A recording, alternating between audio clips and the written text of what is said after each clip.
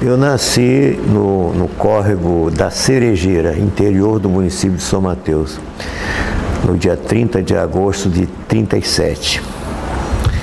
E depois nós, em 45, meus pais se mudaram para o córrego da Palmira, também interior de São Mateus, onde aos 11 anos de idade, trabalhando na roça, eu fui picado por uma cobra, razão pela qual eu perdi o antebraço direito. Eu era analfabeto naquela época, aos 11 anos de idade. E aí eu comecei a estudar. Fiz até o terceiro ano primário, a época era primário, no interior, e fazer o quarto ano primário em São Mateus. A seguir fiz o curso ginasial, que era de 4 anos, terminei em 1956. Em 1957 eu vim para Vitória, onde fiz o primeiro ano do curso de técnico em contabilidade. Em 58 eu fui para o Rio de Janeiro. E lá eu fiz em 58 eu fiz o segundo ano do curso de contabilidade, 59 o terceiro ano, e 59 trabalhando no banco Operador SA, onde trabalhava o Jones Santos Neves, ex-governador do nosso estado. E em 59 eu fazia o pré-vestibular pela manhã, e trabalhava no banco à tarde e fazia o terceiro ano à noite. Em janeiro de 1960 eu fiz o vestibular para Direito e passei para a Faculdade de Direito Faculdade de Direito da Universidade do então Estado da Guanabara, hoje Faculdade de Direito do Rio de Janeiro. E terminei meu curso de Direito no dia 15 de dezembro de 1964. Eu fiz o curso de Direito porque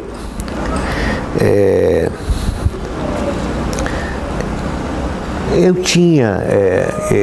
creio que eu tinha uma certa vocação para esse campo.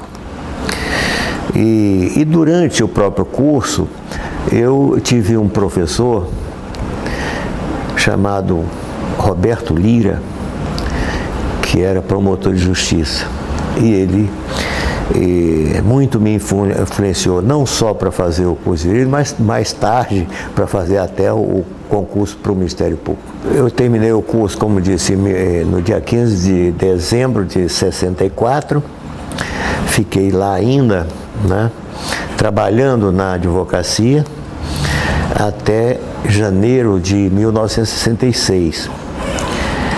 Em janeiro de 66 eu voltei para o norte do estado e me estabeleci com o escritório de advocacia na cidade de Nova Venécia, município, Nova Venécia antes era distrito de São Mateus.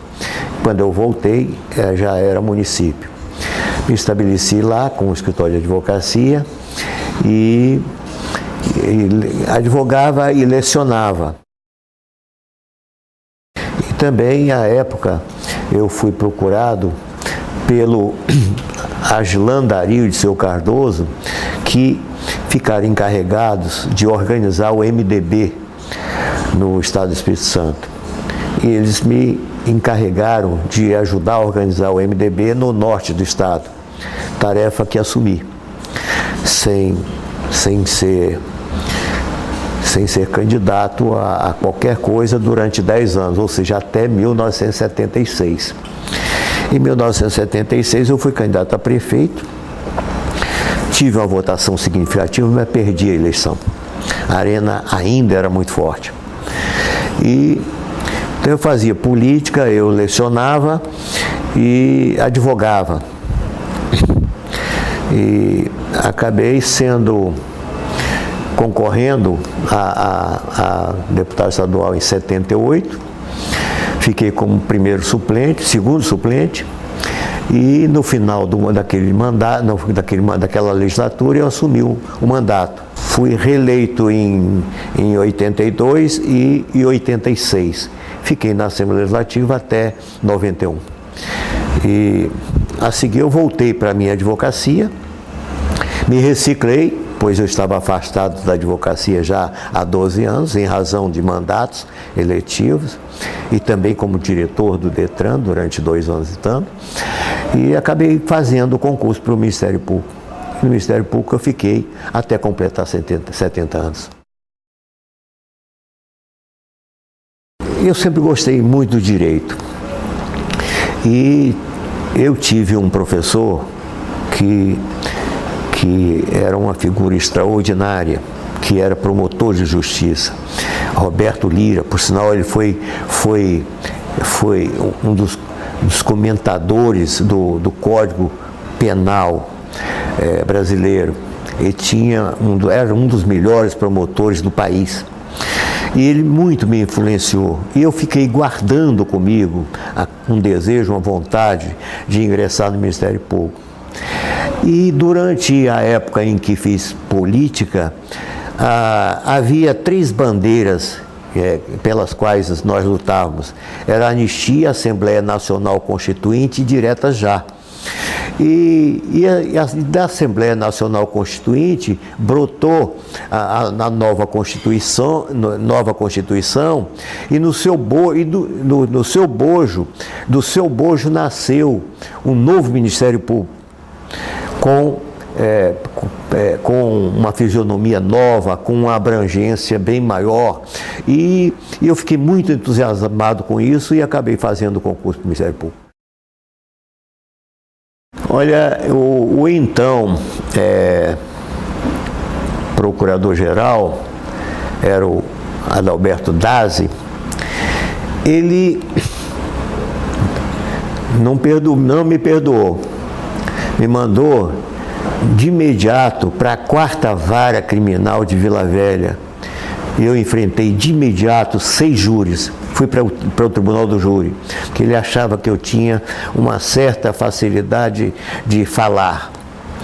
E dali eu fui para a Serra, para a 3ª Vara Criminal da Serra, onde Tribunal do Júri também, onde enfrentei, no final daquele primeiro ano, 12 julgamentos dos 16 que estavam previstos. Então, a primeira comarca foi Vila Velha e a segunda foi Serra. Não é fácil escolher, porque muitos foram muito complicados, muito difíceis. Vários crimes de homicídio, muito sérios, muito violentos, hediondos, né? Como a própria lei prevê. E seria difícil a gente, agora, nesse momento, a gente escolher um determinado julgamento. Eu acho que todos foram muito, muito importantes, né?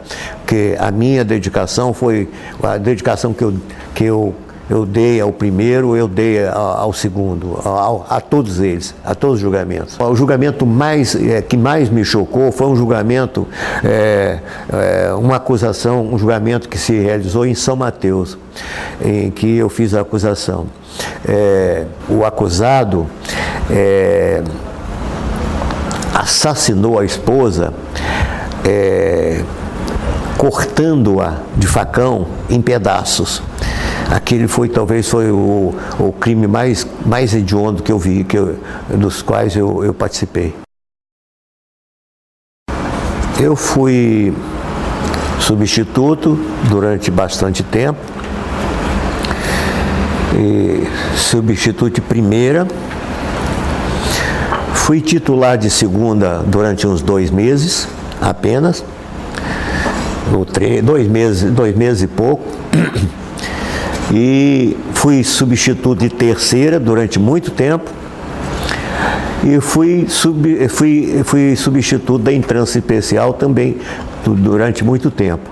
Eu até um certo dia eu liguei para a doutora Liceia, ou ela ligou para mim, não me lembro bem, e eu cheguei a perguntar a ela se havia substituto de procurador, porque só me faltava ser substituto do procurador, já que eu fui substituto de primeira, fui substituto de terceira, fui substituto em trânsito especial. Só faltava mesmo ser substituto de procurador. E ela disse que ela era assessora do chefe de gabinete lá do procurador, à época, procurador-geral, e ela me disse que ela pediria ao procurador-chefe que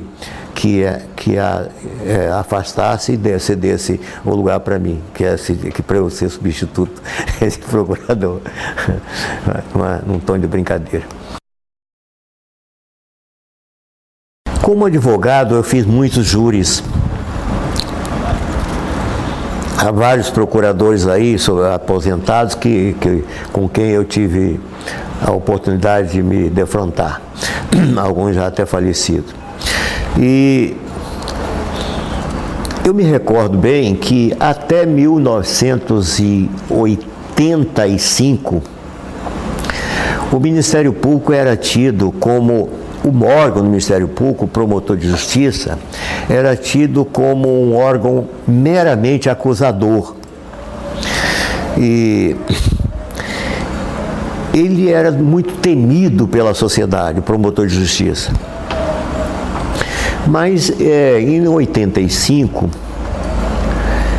aliás, começou em 81 com a ação civil pública, que admitiu legitimidade para a atuação do promotor de justiça. Em 85 veio a lei da ação civil pública, que conferiu ao membro do Ministério Público legitimidade para atuar. E em 88 veio a Constituição, a nova Constituição Federal, que deu ao Ministério Público uma nova fisionomia, deu abrangência maior aos órgãos do Ministério Público. E aí uma série de leis que vieram depois conferiram ao Ministério Público várias atribuições, como o Estatuto da Criança e do Adolescente, como o Estatuto dos Idosos, o Código de Defesa do Consumidor. Então, se lá atrás o órgão do Ministério Público, o promotor de justiça, era tido como um órgão meramente acusador, a partir, sobretudo, de 1990, o órgão do Ministério Público, ou seja, o promotor de justiça, passou a ser um autêntico advogado do povo, porque atua em todos os setores, no setor da criminal, no setor da infância e juventude, no setor dos idosos, no setor da saúde, no setor do meio ambiente, enfim. Hoje, o órgão do Ministério Público tem uma abrangência, como eu já disse, é uma abrangência muito grande. Daí a razão de o Ministério Público ter hoje, tendo uma fisionomia nova, uma abrangência maior, ser visto pela população não como via antes, mas como uma instituição na defesa da ordem democrática, na defesa dos direitos e garantias dos cidadãos em geral. Eu acho que o que mais me orgulha é o papel que a instituição desempenha no seio da sociedade, em particular a importância que tem o membro do Ministério Público, o órgão do Ministério Público, o promotor de justiça, na atuação, na defesa dos interesses da sociedade em geral, né? Eu acho que isso aí é o aspecto mais importante que há. Aliás, eu aproveito para dizer o seguinte, que é preciso avançar.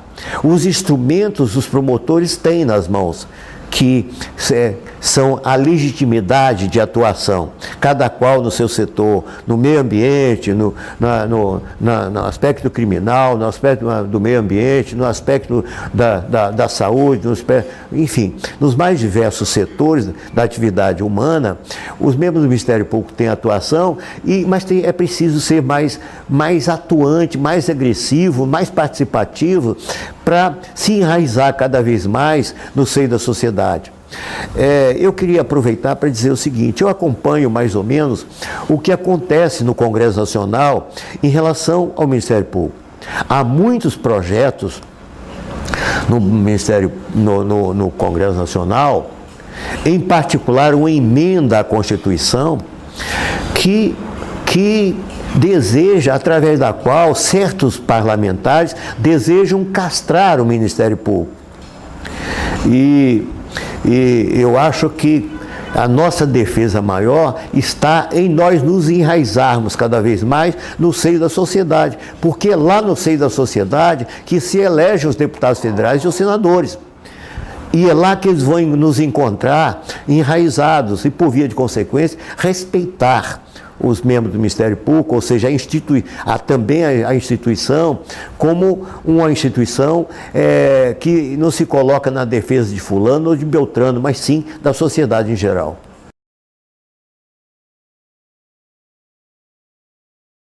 Eu sempre participei de todos os acontecimentos do Ministério Público, né?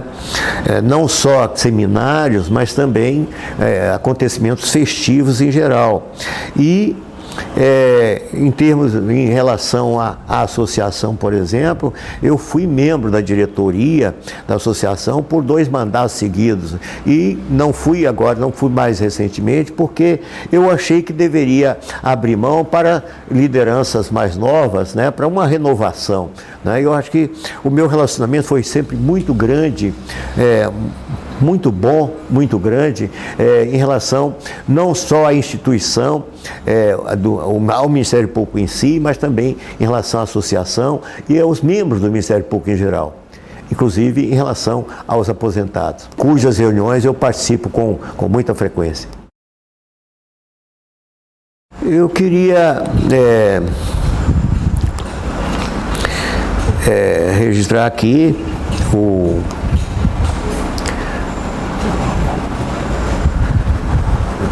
voto de boa gestão, não só para o Marcelo Queiroz, que é o presidente da associação do Ministério Público, mas também para o doutor Éder Pontes, que está comandando o Ministério Público do Espírito Santo. O que eu poderia deixar, o recado, seria além disso que eu acabei de dizer, de uma atuação mais segura, mais firme, mais sólida, mais comprometida, né, com os interesses da sociedade, seria trabalhar no sentido, sobretudo através da associação, no sentido de impedir que seja aprovada essa chamada PEC da impunidade que está tramitando no Congresso Nacional, sobre a qual eu acabei de fazer um artigo que mandei, inclusive, que se encontra registrada, publicada, divulgada no site da Associação do Ministério Público e também no site da Transparência Capixaba.